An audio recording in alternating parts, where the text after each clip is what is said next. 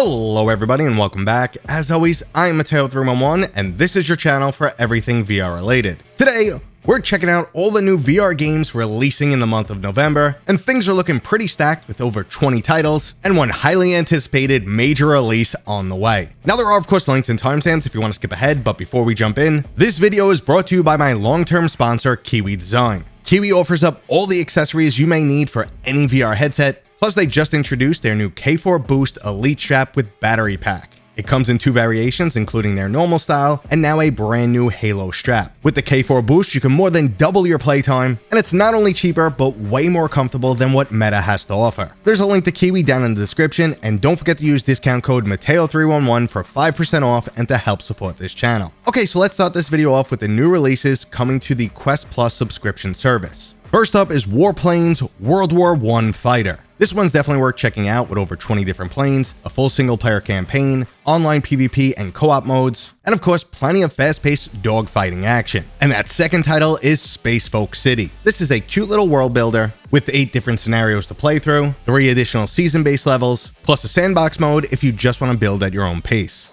Now personally, I've never tried this game, but it does have a nice 4.5 rating, and if you end up playing it or you played it in the past, let me know what you think down in the comments.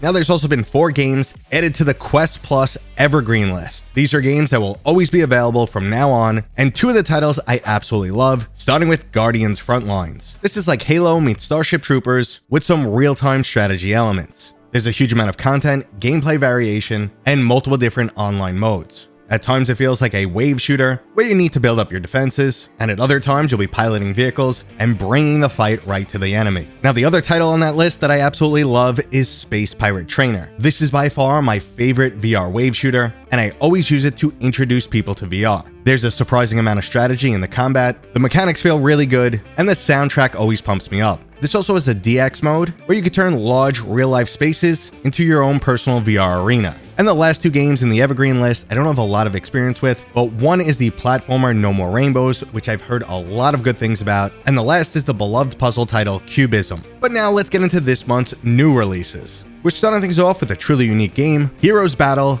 Dark Sword. This is a free-to-play 1v1 strategic tabletop game. You'll build up a deck of spell and creature cards, and then use them to take down your enemy's tower. This reminds me of another free-to-play VR game, Cards and Tankards, that I absolutely love. But this one has a darker theme, so I'm definitely gonna have to check it out. But if you're looking for something a bit more lighthearted, we have Dumb Ways Free for All. You and up to 5 of your friends will be engaging in a series of over 50 different minigames, all with the main objective of sabotaging one another and kicking them off the island. So if you're looking for a fun game to play with a bunch of friends, this might be the right experience for you. Now sticking with some cuter themed games, we have Living Room. This is your very own wildlife sanctuary that you could build up in your own real life environment. It's a whimsical experience that's casual yet challenging, and will have plenty of digital pets roaming around your room. But if you're not into digital pets, how about a truly realistic digital village with wall town wonders? I originally played this at Gamescom, and it's from the same studio that gave us the gorgeous title Hubris, so I was really surprised to see them move on to a more casual mixed reality title. Now this team continues to be graphical wizards, as this is easily one of the best looking mixed reality experiences I've ever tried, and it was just really cool helping these tiny people build up a world throughout your real life environment. But if all of these titles so far have been too casual or a bit too kid friendly for you, let's move into the big one, Metro Awakening. Another title that I got the demo at Gamescom,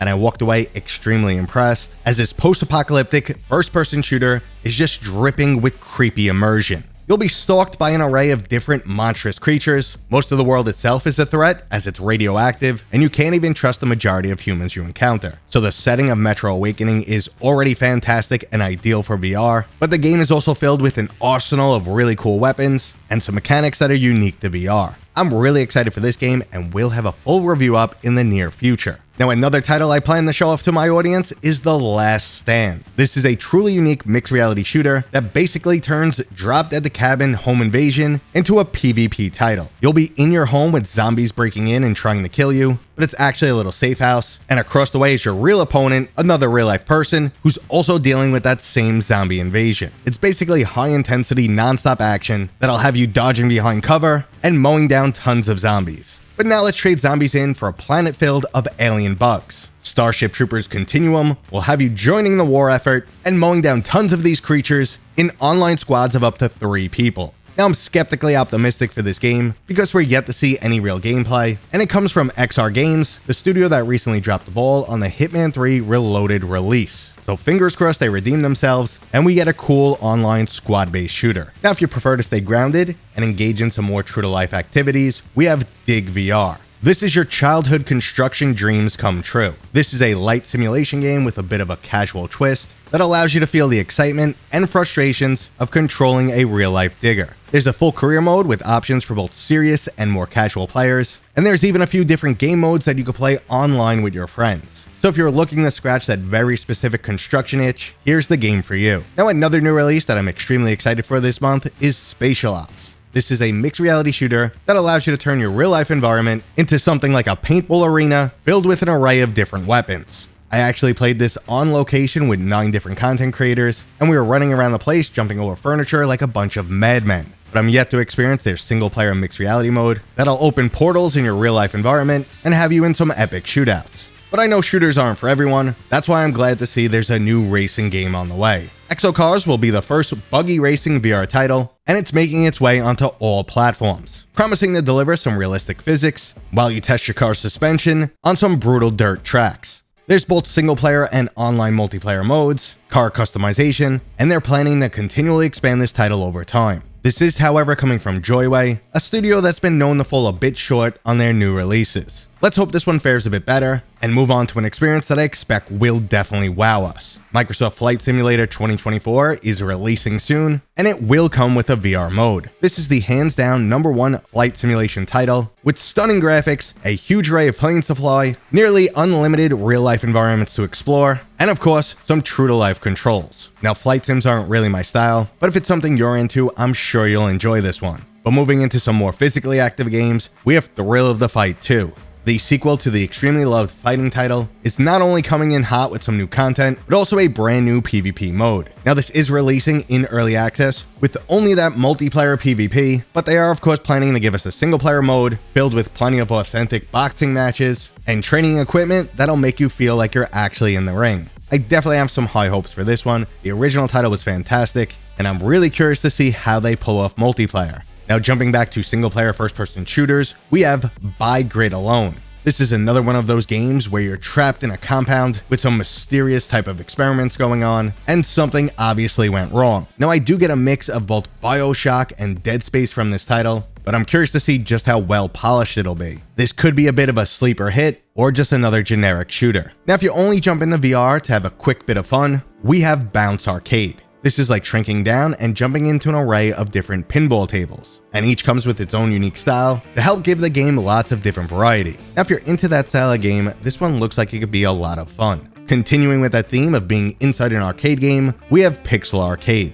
At its core, it's a platforming parkour style title that'll have you bouncing between objects in a neon colored world. Overall, it's not looking like anything special, but I know VR games could work really well with this style, so I won't knock it until I give it a try. And speaking of trying, I really want to test out Augmented Empire. This is a remake of a classic Oculus Go title that takes you through an epic cyberpunk-themed storyline that has now been remastered with 4K textures and the option to play in mixed reality. Not only is this a role-playing game, but it also features some strategic turn-based combat, making it right up my alley. Now, the next 2 months are going to be extremely busy for me when it comes to virtual reality coverage, but if you guys want me to do a video on this game, please let me know down in the comments, and I'll do my best to get to it. Now, for those of you who've been looking for something like Prince of Persia in VR, we have Ember Souls. This is another title that I demoed at Gamescom and walked away thinking it showed a lot of promise. There's plenty of parkour-style puzzles, physics-based combat, and a unique world to explore. It was, however, lacking a little bit of overall impact, so let's hope they've added some nice updates in the last few months. And speaking of updates, I've been following Trombone champ Unflattened for a while now, and I'm glad to see it's coming along great, with a full release in the near future. Now, I know some people want to mock VR for having games like this, but remember, this was a flat screen port, and people actually love the flat screen version of this title. VR adds a whole new element, and I played it multiple times, and every single time it's undeniably fun. Now, if you'd rather solve puzzles with your trusty dog companion, we have Epyka. Journey to a mysterious, undiscovered island in search of Earth's first civilization. This leads you to a series of ancient magical puzzles and a story filled with wondrous secrets. But you will, however, be up against a malevolent force. And the final release schedule for November is Songbird. This is a karaoke-style game designed by some of the creators of Guitar Hero. There's 33 different tracks to master, multiple difficulty modes, and you can even use this game to help train your singing voice. Now, karaoke is definitely not my style, so you won't see me playing this anytime soon. And that right there was today's video. As you guys can guess, I filmed this on Halloween. If you're gonna ask what I am, I have no idea. This is just random stuff in my house, and I threw it together, and I thought it looked like, I don't know, I'm some type of outlander. You know, I got a big sledgehammer that's also covered in blood. So yeah, that's what I am. Okay, I hope you guys enjoyed this video. If you did, thumbs up. If you're new here, please consider subscribing, and as always, I will see you guys on next time.